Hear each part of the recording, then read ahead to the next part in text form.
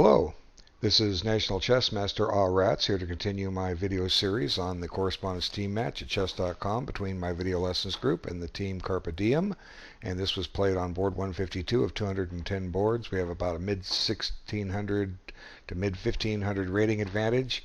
Our man is KRAPARSOV, and KRAPARSOV could have lost both games with correct play, at least a draw for White. White did not play his endings well. We'll see what happens here. You'll be surprised that White lost both of these games because he just gets good games in both positions. Now here, this is e6 is a bad move. What's good for Black is see. Here's the problem. You're shutting your bishop in. Okay, why do you want to shut your bishop in?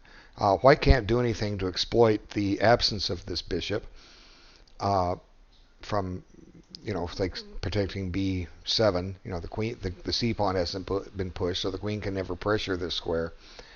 A simple, safe move is put the bishop on g4. And, if he kicks it, you can bring it back. That's fine.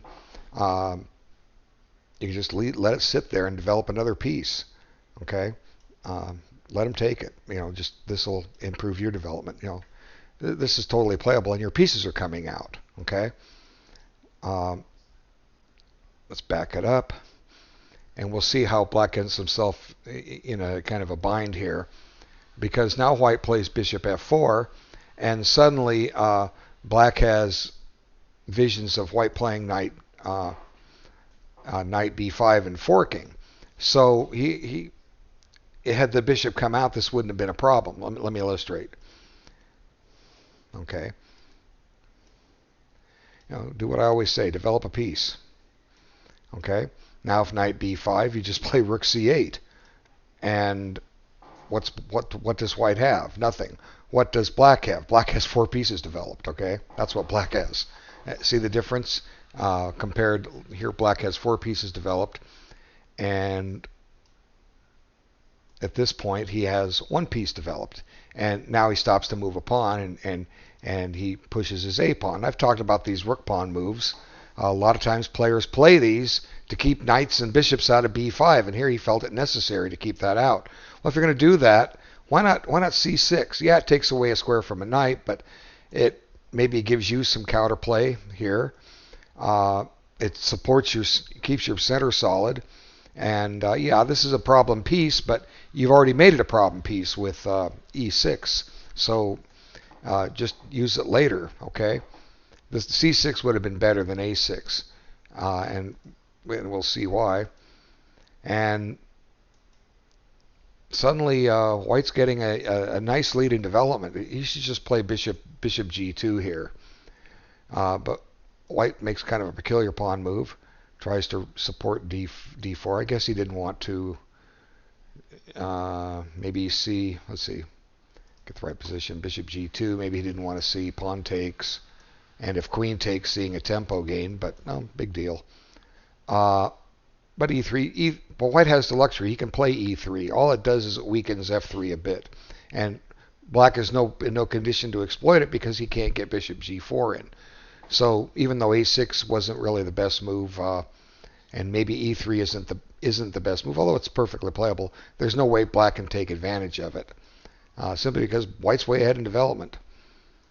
And White shouldn't have rushed to play knight e5. Keep developing. Let Black catch up. Get your queen off the second rank or first rank, so the rooks are connected, and go from there. But it's going to work out because White just has a better position. And now he pressures b6 or b2. Sorry, queen went to b6, so he takes back. And this is the point where probably we could play c5. Knight a4 is still coming. You might have to part with the bishop pair, but we'll see what happens. This game starts to go bad for Black in a hurry. Now maybe queen e7 would have been better to try to get c5 in. Now it's not possible. So White starts advancing his pawns on the queen side. But notice this queen is still on the back rank. It hasn't come up. It's always better to complete your development before you try to stake out your turf and territory. And now I think putting a rook on, well, you can't put a rook on b8, but the bishop's guarding it. There's no need to directly protect the queen. In effect, black has lost a tempo here. And now both of these pawns look very weak. And we'll see how it goes here. So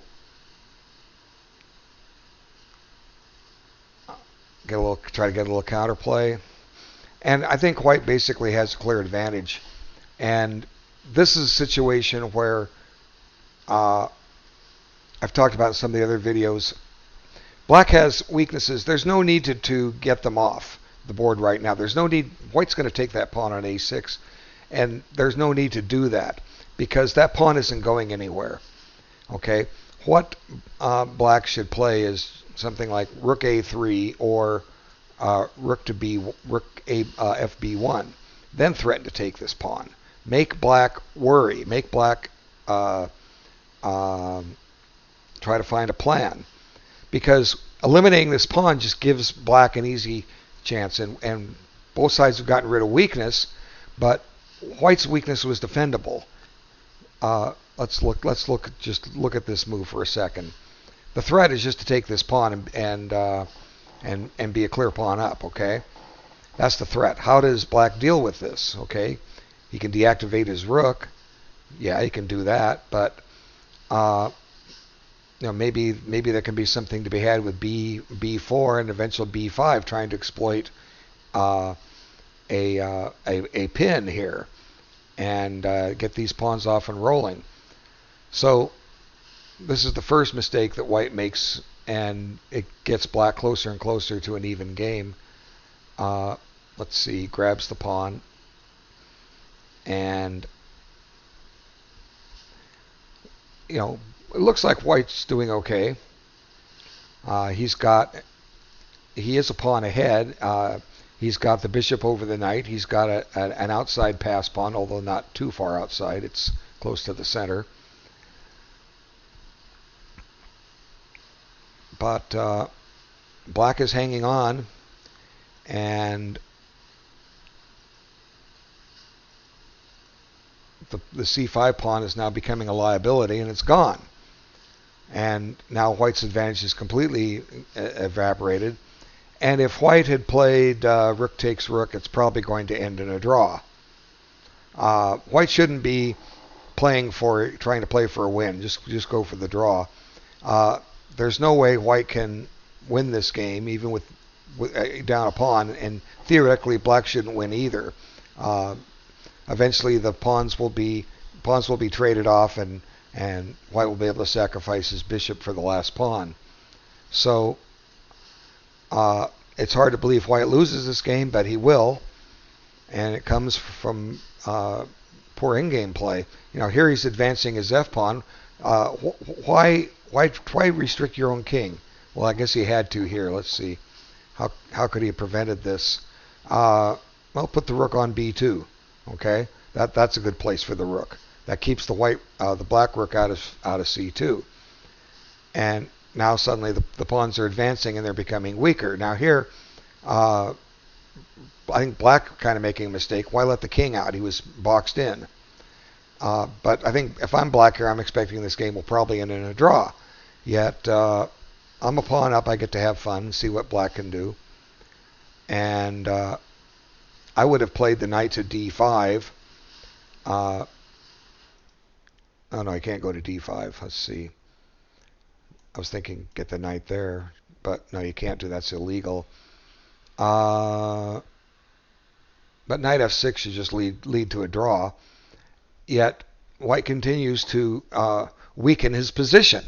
It just basically makes no sense. The best black can do is get a passed e-pawn, but a good move would be just activate the king, or again bring this rook back here. Anyway, we'll see how he goes wrong. He weakens that. There comes a check. And now suddenly the white pawns are kind of immobilized. And white continues to weaken his pawn structure, restraining the black king, but now that pawn can become a target. It's going to be lost here in a moment. Now comes a check, and there it's gone, just like that. So white didn't play very carefully. White didn't analyze to see what could happen, and he's suddenly drifting into a very lost position. And it's a shame that he would play so quickly and drop a pawn so easily, but that's what he did. And the h5 pawn is still in danger. There it goes. Now black is 3 pawns ahead. Black is 1-2 of white's 3 pawns. Why? Because white advanced them. And now the rooks come off, and it's just a simple win. I don't know why he doesn't resign. But he keeps going, and we'll just kind of run through the moves here. And now he forces a pawn through. You got to be careful you don't give a stalemate. F2 would stalemate. But he just wastes a move, gets a check, and it ends in a mate. But black forces a queen if white goes the other way. I'm sure you've seen the technique. If king here, you push your pawn here, and king here, you pick one to promote. He takes you, and you promote the other one. In this case, we want to do it this way. And if he takes the new queen, you get an immediate checkmate. But it doesn't matter if he takes the pawn on g3. Eventually black will win this. Anyway, there was a better fate available for Star of Chess than losing this. Good resilience by KRAPARSOV for hanging in there and taking advantage of his opponent's mistakes. Okay, let's bring up the other game. And here too, white should have very well won this game. I'm sorry, black should have won this game, and we'll see why when we get there. Scotch game, but black makes a bad move. And we'll see why this is a bad move here in a moment, because black must lose castling privileges or play down a pawn. If knight takes d8, knight takes e5. But white doesn't play it the best way. The best move is bishop c4, and black has the choice of pushing the pawn, taking away the best square for the knight, or accepting double pawns. But he puts the bishop on b5 and then pins that knight, but black wiggles his way out of it, and the game is pretty close to even. The chance the white had to gain development is kind of gone. But white does have a slight lead in development, but black is fine here. And here white blunders. He gives up a free pawn. There was no reason to give a free pawn up. Probably black should take with this knight, but the one he does take with works out. And black has won a pawn. And now here's kind of an interesting choice. I've talked about 2 pieces for the rook type positions before. The 2 pieces are good if you have, but here's a situation where maybe black gets too many pawns. Okay, watch this check. Okay, now you trap the bishop. Now maybe black looked at this and said b3, and I'm trapped, and he stopped his analysis. This is a mistake we make. We often slam the door shut. We say, oh, I can't do that because of, and we think of a reason why, but we don't look any further. You have this move here, check, forcing the king out, and now you have this move taking a1 from the rook, and your idea is to advance the pawn and get your bishop out. Well, here white can actually play rook a1, and then black has 7 pawns to 4, a rook and 3 pawns for 2 minor pieces. Usually the 2 minor pieces are good, but I don't think white really has any winning chances, even though white does have the extra piece. Black has the winning chances here. But still, there's no need to go into it. He's doing fine as he plays. He takes the bishop. No, he doesn't take the pawn. Okay, he takes the bishop. There we go. Get the right line here. And Black's just a clear pawn up. His king's a little misplaced, but he's going to be mishandling this situation here shortly. A good move now is to slam the door shut on the D file, and he doesn't do it. He's trying to get his king out, but putting the king on B7, although it starts to connect the rooks, the bishop's still in the way. It gives up control of D7, and suddenly, here bishop D6 is the move, but he plays king B7, and suddenly White's on the 7th rank. Yet, White's still going to misplay this a bit, and Black's going to have I think, a clear win. Little pressure on F6. It's weak now. Double the rooks on the 7th. Get rid of one. Black's still doing okay. It's hard to believe that Black's going to lose this, but he will. It's just some bad choices here. G4. Discovered attack. The knight runs. And look at this. Black is ahead 2 pawns and ends up losing this game. It's just utterly amazing. And we'll see the wins he misses here in a little bit. Now attacking H4 and protecting F6. The knight hops into F5. And now H5. And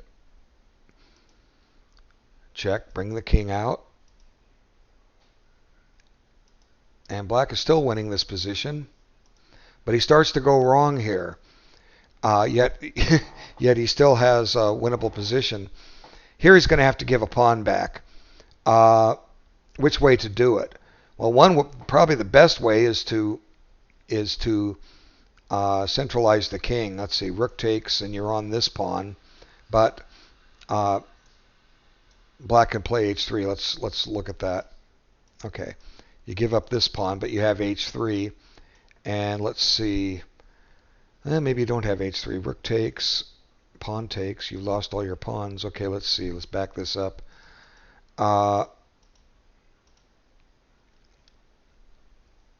It's Black's to move here. How about H3 right now? Okay. Now, obviously, White can't take either of these pawns. This pawn's going to take and become a queen. So now, if Rook takes either pawn, you're going to get this pawn with check. And there's no way that Black should lose this. He's going to have to work for the win, but theoretically it is a winnable game for Black. Let's take the other pawn just so that Black is left with 2 double pawns. Okay, take, check. Okay, we're going to put the king C3. Going to lose this pawn, but we have time to make the rook a little better. Let's put the rook here.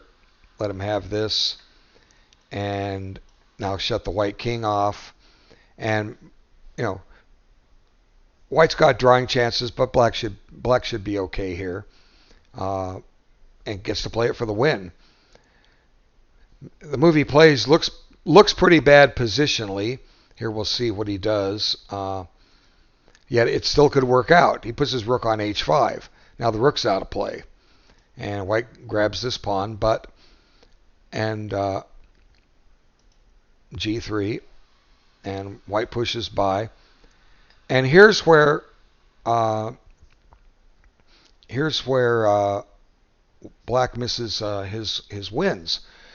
It's one of those moves you say, oh, I can't do that, but you don't analyze it. Black I think it's this position. Black can play G4, and rook takes is met by. Well, let's see. No, he can't play it just yet. Black survives this. Okay, it's coming up. He's able to play this move. He plays B4. King up.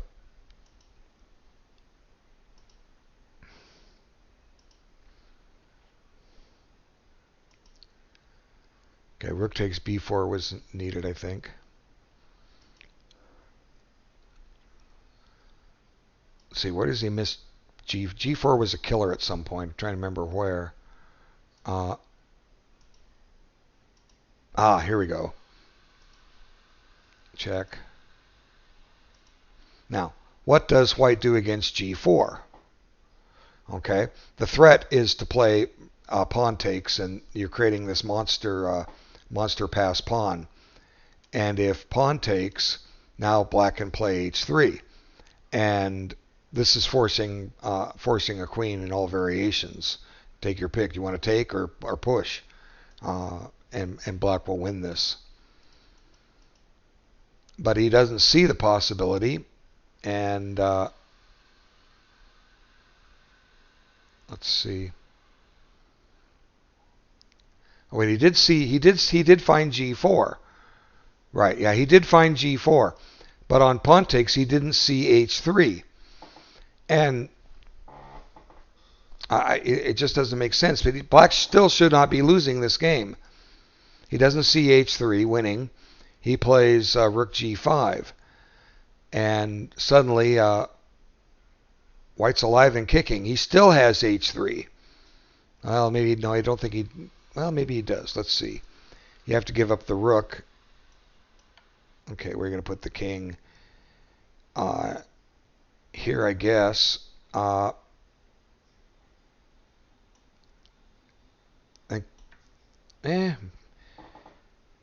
Rook takes check and queen first. So let's see. If rook takes, black wins. This is relatively easy stuff to find if you'll analyze the position. You don't just look at the board and say, oh, I'll play here. And too many people are playing correspondence chess this way. It's just sad. I'm just so surprised that so many people don't analyze their correspondence games and find these, what I think are simple continuations. But white doesn't play h3, opts to get his pawn back. And now white neutralizes the pawns, and now black sends his king over to the king side. If he keeps him on the queen side, I don't think white can win. And suddenly the white pawns become dangerous. You know, still not supporting h3, and those pawns are getting dangerous. And his maneuver with the rook is just too lengthy. You know, black's finally achieved his objective of getting rid of those pawns so his own pawns can run, but the white pawns are just too dangerous. They're going to queen first. There's nothing black can do to stop that pawn from queening. And here, let's see. If black makes a queen now, he loses it. Rook b1 check. So he moves the king, but then white promotes with check. And those advanced black pawns just aren't enough because white's on the attack. He's got a queen and a rook on an open board, and they're just having a field day. And it's just a matter of time before the king is driven to the side of the board and then checkmated. So a better fate was there for StarofChess had he analyzed. Again, credit for KRAPARSOV for holding on the best he could and turning two games that he could have lost or at least drawn into wins. So you're never out in a game, but you'll definitely be out if you don't stop and analyze your positions. And hopefully this helps everyone improve that's watching these videos. And I thank you so much for your time.